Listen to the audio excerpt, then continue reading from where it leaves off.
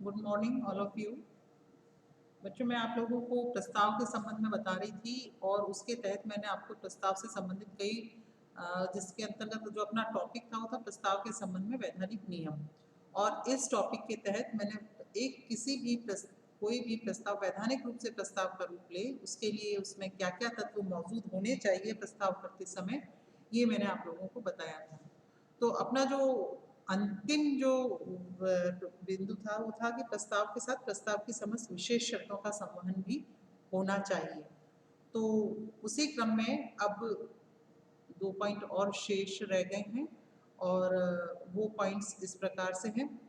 पहला है कि प्रस्ताव अथवा टेंडर अथवा स्थायी प्रस्ताव हो सकता है। यानी कि प्रस्ताव की भी जब हम बात करते हैं तो प्रस्ताव दो प्रकार के होते हैं और वो दो प्रकार के प्रस्ताव किस रूप में होते हैं। एक तो होता है प्रस्ताव और दूसरा होता है स्थायी प्रस्ताव। तो इन दोनों में क्या फर्क है, किस रूप में ये हम इसके संबंध में वैधानिक नियमों या दायरों में बंधे रहेंगे, उससे संबंधित बातें मैं आप लोगों को बताती हूँ। एक तो होता है प्रस्ताव। तो प्रस्ताव, जब प्रस्ताव करते समय जो प्रस्ताव से संबंधित या उस ठहराव से संबंधित जो दोनों पक्षकार हैं, वो दोनों पक्षकार जो है वो सामान्य रूप से अपने किसी कार्य को करने अथवा न करने की इच्छा को रखता है, दूसरा पक्षकार उसको स्वीकार कर लेता है। और जैसे ही वो स्वीकार कर लेता है वैसे दोनों के बीच में प्रस्ताव या ठहराव का निर्माण हो जाता है और उसके तहत जो प्रस्ताव है वो प्रस्ताव कहलाएगा।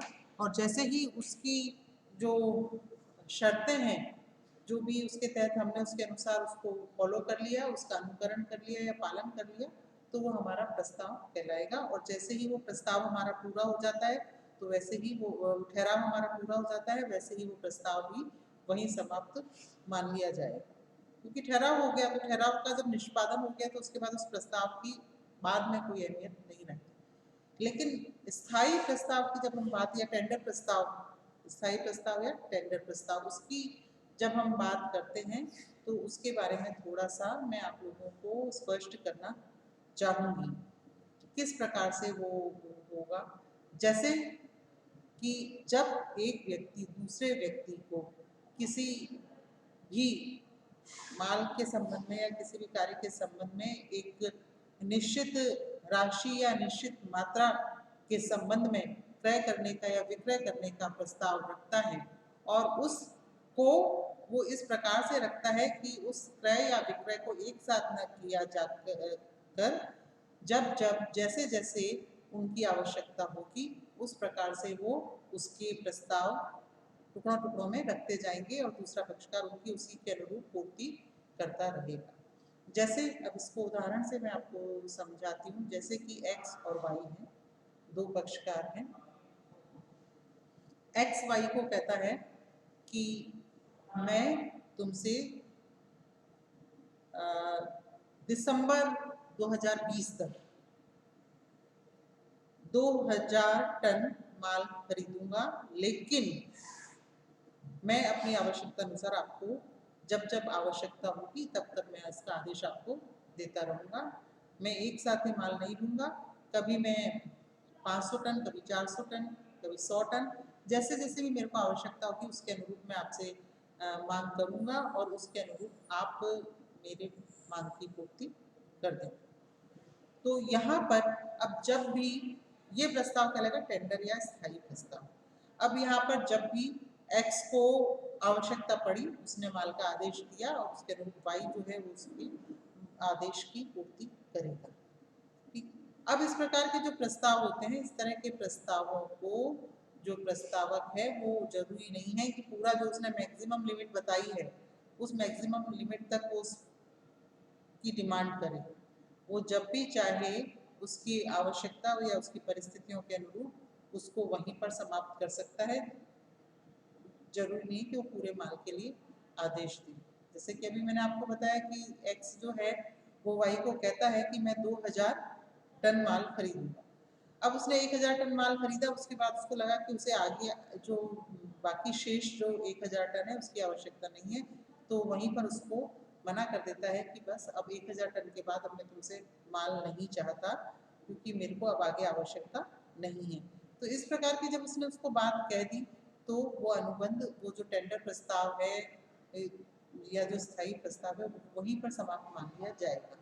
ऐसी स्थिति में वाई जो है वो एक्स पर शेष 1000 टन के लिए जो है उस पर दबाव नहीं बना सकता, क्योंकि तुमने तो 2000 टन की बात कही थी, अब तुम 1000 टन ही कैसे कहे, तो वो उस पर दबाव नहीं बना सकता क्योंकि ये टेंडर प्रस्ताव था। लेकिन इसमें 2-3 बातें होनी चाहिए कि इस प्रकार के जो भी प्रस्ताव होते हैं उसमें अगर पक्षकार ने कुछ शर्तें भी साथ में जोड़ दी हैं तो उन शर्तों की फुलफिलमेंट के बाद ही वो टेंडर या स्थायी प्रस्ताव कहलाएगा। जैसे कि एक्स है, उसने वाई को कहा कि मैं तुमसे दिसंबर 2020 तक 2000 टन माल लूँगा, लेकिन आप सबसे पहले आप अपना ये बताइए कि आप जो एक विक्रेता के रूप में यहाँ पर एस्टेब्लिश्ड हैं, डीलर के रूप में एस्टेब्लिश्ड हैं, तो इसके रूप में आपका रजिस्ट्रेशन है या नहीं। अगर आपका रजिस्ट्रेशन होगा इस चीज़ के तभी मैं आपसे माल खरीदूंगा, अन्यथा मैं आपसे माल नहीं खरीदूंगा। इस प्रकार की शर्त उसने जोड़ दी। तो इस प्रकार की शर्त जोड़ने पर जो है अगर वो व्यक्ति उसको उसके जो है वो उसको अपना 2 साल का अनुभव नहीं है या उसका रजिस्ट्रेशन नहीं है, वो ये भी कह सकते हैं भी आपका 2 साल का अनुभव है तो मैं लूँगा, या आपका रजिस्ट्रेशन है तो मैं लूँगा। तो उसको दोनों शर्तें या तो फुलफिल नहीं कर रहा है, दोनों में से एक कोई शर्त फुलफिल नहीं कर रहा है, तो भी वो उस प्रस्ताव से एक्स जो है वो बाध्य नहीं होगा। उसने कर तो दिया लेकिन वो बाध्य नहीं होगा। जैसे कि जो वाई है वो नहीं करता सप्लाई, उसको सप्लाई कर देता है उसको माल की, लेकिन वो 2 साल का उसको अनुभव नहीं है, तो ऐसी स्थिति में एक्स उस माल को लेने से मना नहीं कर सकता।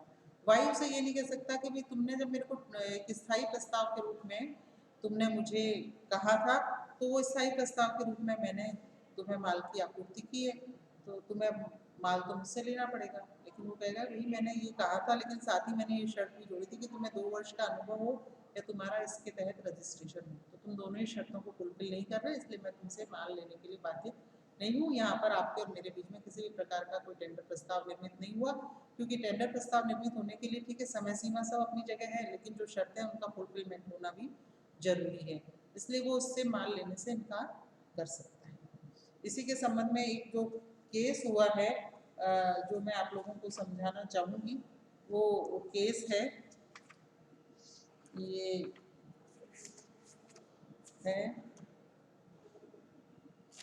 चांद कुंवर बनाम मेट्रोपॉलिटन रेलवे कंपनी। इस प्रकार से केस है। मैं एक बार आपको केस का चांद कुंवर बनाम राजस्थान सरकार, चांद कुंवर बनाम राजस्थान सरकार का केस है। इसमें जो है वो एक रेलवे कंपनी को जो है चांद कुंवर ने एक निश्चित राशि में माल जो है वो सप्लाई करने का एक स्थायी प्रस्ताव किया था, टेंडर प्रस्ताव किया था। बाद में जो है वो माल की कीमतें बढ़ जाती हैं, जिस कीमत पर उसने चांद कुंवर और राजस्थान जो रेलवे कंपनी थी उनके बीच में प्रस्ताव हुआ था, तो उस दरों से ज़्यादा बाद में कीमतें हो जाती हैं। तो चांद कुंवर को ऐसा लगता है कि भाई मैं तो नुकसान में जा रही हूँ, तो वो एक निश्चित राशि में माल की पूर्ति करके बाद में माल नहीं देती, ऐसे और इनकार कर देती, माल देने से इनकार कर देती। ऐसी स्थिति में वो जो रेलवे कंपनी होती है वो उसके ऊपर केस, क्योंकि उसको अन्य किसी जगह से ज़्यादा कीमतों पर माल लेना पड़ता है, क्योंकि वो अचानक लेते कीमतें कम हो गई हैं, लेकिन क्योंकि उसका जो है वो ब्रीच ऑफ कॉन्ट्रैक्ट हो गया था और वो किसी दूसरे से अचानक माल खरीदती है रेलवे कंपनी, तो अब उसके दूसरी कंपनी से माल खरीदने पर दूसरी कंपनी उससे फ़ायदा उठाती है और वो उसको माल अधिक कीमतों पर बेचती है, जिसकी वजह से वो रेलवे कंपनी चांद कुंवर पर केस करती है कि भाई इसके द्वारा अपना अनुबंध जो है वो तोड़ा गया और मुझे आर्थिक नुकसान हुआ। तो निर्णय ये किया जाता है कि यहाँ पर किसी भी प्रकार का कोई आर्थिक नुकसान उसे अगर हुआ भी है तो वो जो है रेलवे कंपनी चांद कुंवर को अनुबंध पूरा करने के लिए बाध्य नहीं कर सकती, क्योंकि रेलवे कंपनी और चांद कुंवर के बीच में जो अनुबंध हुआ था वो अनुबंध जो वो टेंडर प्रस्ताव के तहत हुआ था, और ऐसे का खंडन, ऐसे प्रस्ताव का खंडन कभी भी किया जा सकता है। तो यहाँ पर जो है चांद कुंवर जो है वो रेलवे कंपनी को क्षतिपूर्ति देने के लिए बाध्य नहीं। अब दूसरा जो पॉइंट है इसके अंतर्गत वो मैं आप लोगों को, जो लास्ट पॉइंट है कि प्रस्ताव जो है वो दूसरे पक्षकार को उत्तर देने के लिए बाध्य करने वाला नहीं होना चाहिए। कई बार ऐसा होता है कि प्रस्तावक जो है जब प्रस्ताव करता है तो दूसरे व्यक्ति को प्रस्ताव के साथ में एक शर्त भी जोड़ देता है, और वो शर्त इस प्रकार से जोड़ता है कि भाई तुम मुझे, या तो मैं तुमसे माल खरीदना चाहता हूँ, तुम मुझे बेचना चाहते हो या नहीं बेचना चाहते, इसका जवाब मुझे दो। अगर तुम इसका जवाब नहीं देते हो तो मैं ये मान लूँगा कि तुम्हारी हाँ है। तो इस प्रकार से वो उसको, दूसरा पक्षकार है वो अगर उसको नहीं देना चाहता, हो सकता है वो उसको जवाब ना दे कि ठीक है मेरे को नहीं देना, मैं इसको क्या जवाब दूँ। अगर देना होता तो वो जवाब दे ही देता। तो दूसरा पक्षकार जो है वो ये सोचता है कि भाई इसने मेरे को इसको माल नहीं देना है, और नहीं देना है तो क्या जवाब दें। तो पक्षकार है वो उसे बाध्य नहीं कर सकता कि तुमने मुझे जवाब नहीं दिया इसलिए मैंने तुम्हारी हाँ मानी और तुम्हारे और मेरे बीच में अनुबंध हो गया, क्योंकि मैंने अनुबंध करते समय ही तुम्हें कह दिया था कि तुम मुझे माल बेचना चाहते हो या नहीं बेचना चाहते, इसका जवाब मुझे तुम दो, नहीं दोगे तो मैं हाँ मानूंगा। तो इस प्रकार की शर्त अगर कोई व्यक्ति जोड़ता है, इस प्रकार की शर्त को कि भाई तुम जवाब नहीं दोगे, यानी उसको उत्तर देने के लिए बाध्य करने वाला है, तो इस प्रकार का जो प्रस्ताव है वो प्रस्ताव किसी भी प्रकार के ठहराव का निर्माण नहीं करता है। तो ये कुछ बिंदु थे जो था, मैंने आप लोगों को बताया कि प्रस्ताव क्या होता है, प्रस्ताव संबंधी जो बेसिक जो शर्तें हैं वो क्या होनी चाहिए। इसके अलावा एक दो पॉइंट और हैं जो मैं आपको बता चुकी हूँ शायद। प्रस्ताव का, हाँ, प्रस्ताव का सम्मान होना चाहिए, ये मैंने आप लोगों को बता दिया। तो ये सब बिंदु थे जिसके तहत एक पक्षकार अगर दूसरे पक्षकार से किसी भी प्रकार का कोई प्रस्ताव करता है तो उसमें उसे इन सारी शर्तों का पालन करना चाहिए, इन सभी बिंदुओं को ध्यान में रखते हुए प्रस्ताव करना चाहिए। Thank you.